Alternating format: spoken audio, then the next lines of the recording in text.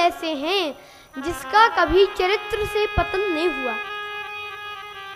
एक बार रावण कुंभकर्ण के पास पहुंचा तो कुंभकर्ण ने कहा कि लंकापति, आज तुम बड़े उदास दिख रहे हो।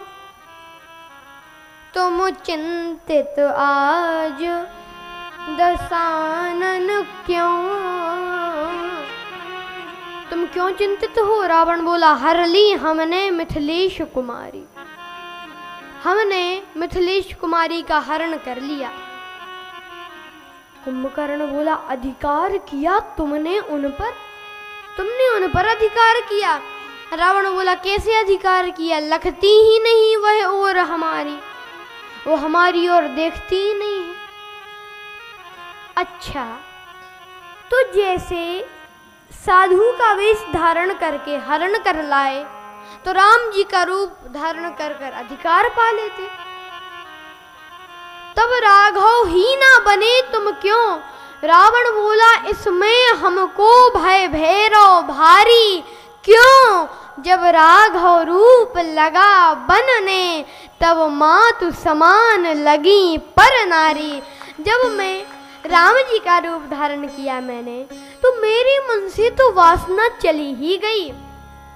मुझे दूसरी की नारी माता के समान दिखने लगी तो बैरव राम बड़ाई करहीं। राम जी के शत्रु भी उनकी बड़ाई करते हैं। एक दिन जब राम जी का और रावण का युद्ध चल रहा था तो मेघनाथ का वध हुआ। तो मेघनाथ की पत्नी सुलोचना रावण के पास आई और कहा कि पिताश्री, अगर आपकी आज्ञा हो तो मैं अपने पति का शव रामादल से ले आऊं। रावण बोला, अवश्य बेटी जाओ, अवश्य जाओ।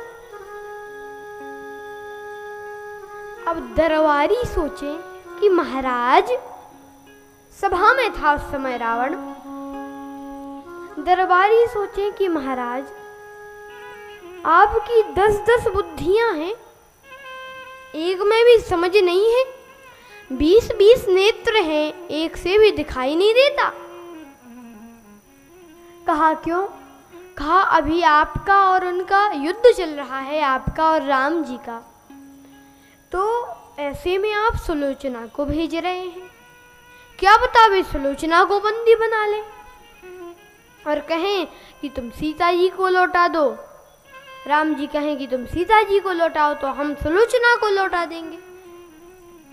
तो ऐसे में आप सुलोचना को क्यों जाने दे रहे हैं? तो रावण मुस्कुरा कर बोला कि दरबारियों, कितने ना समझ हो। क्यों? राम ऐसा नहीं कर सकते। क्यों नहीं कर सकते?